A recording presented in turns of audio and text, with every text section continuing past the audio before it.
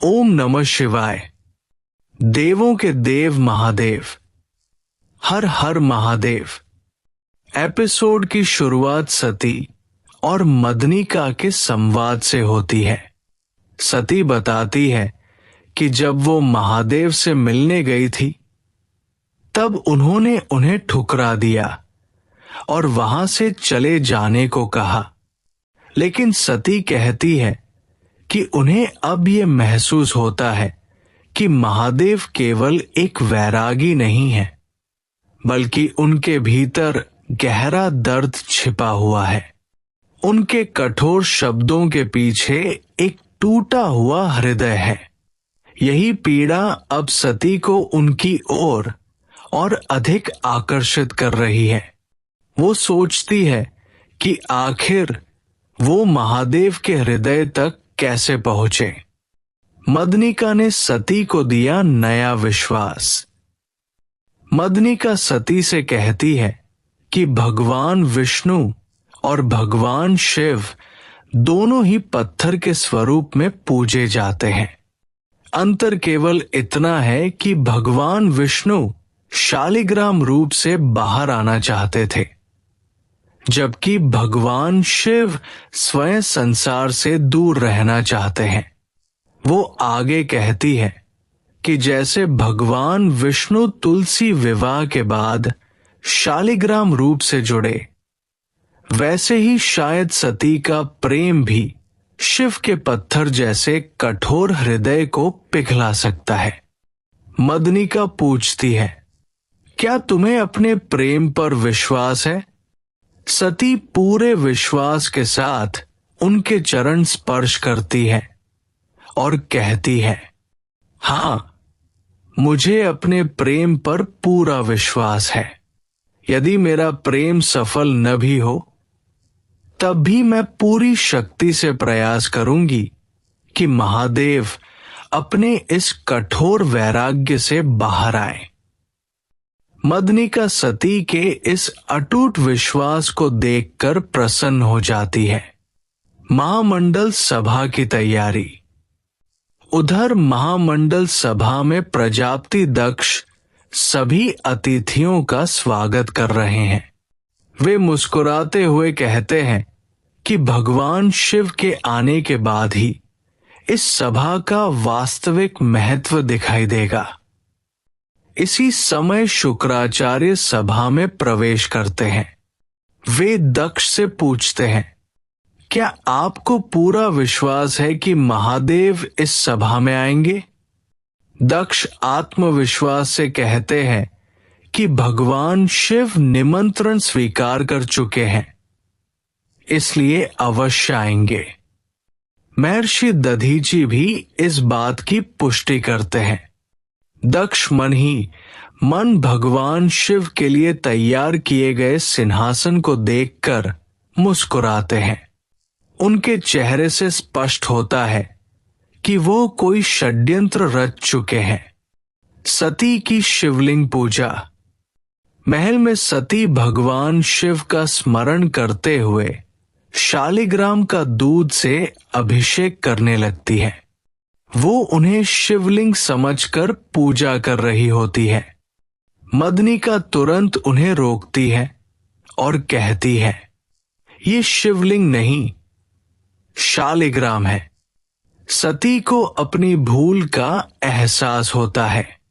मदनिका मुस्कुराकर कहती है कि वो जानती है सती ने शालिग्राम में भी भगवान शिव का ही स्वरूप देखा है।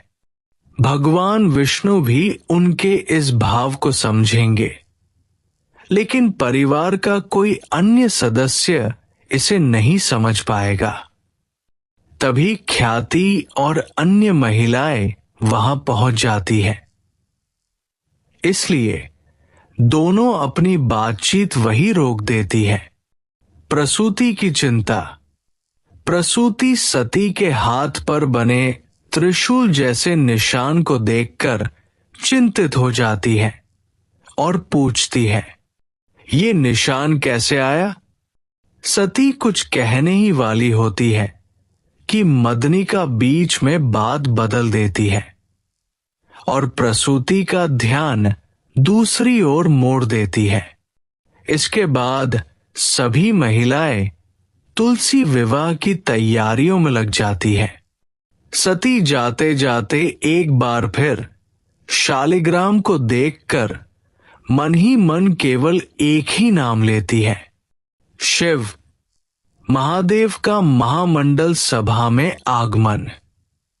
महामंडल सभा में अचानक महर्षि दधीची को दिव्य अनुभूति होती है। वो प्रसन्न होकर खड़े हो जाते हैं और कहते हैं, महादेव आ रहे हैं। कुछ ही क्षणों में भगवान शिव सभा में प्रवेश करते हैं। उन्हें देखकर सभी ऋषि मुनि सम्मान पूर्वक खड़े हो जाते हैं।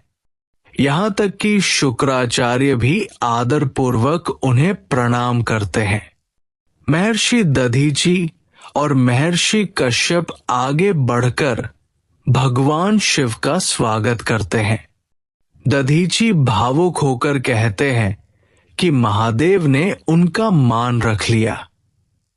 तभी प्रजापति दक्ष भी मुस्कुराते हुए भगवान शिव का स्वागत करने आगे आते हैं। दक्ष का अपमानजनक षड्यंत्र।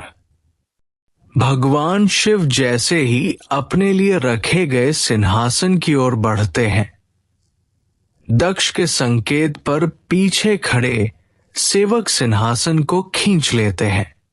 संतुलन बिगड़ने से सिंहासन टूट जाता है। सभा में उपस्थित सभी लोग स्तब्ध रह जाते हैं। दक्ष के चेहरे पर कुटिल मुस्कान फैल जाती है, जबकि शुक्राचार्य क्रोध से भर उठते हैं। भगवान शिव शांत और गंभीर भाव से सब कुछ देखते रहते हैं। प्रीकैप। प्रजापति दक्ष भगवान शिव का अपमान करते हुए कहते हैं कि किसी भी समाज की नींव परिवार पर टिकी होती है और परिवार बसाने के लिए विवाह आवश्यक है। वो शिवजी पर अविवाहित होने का ताना मारते हैं।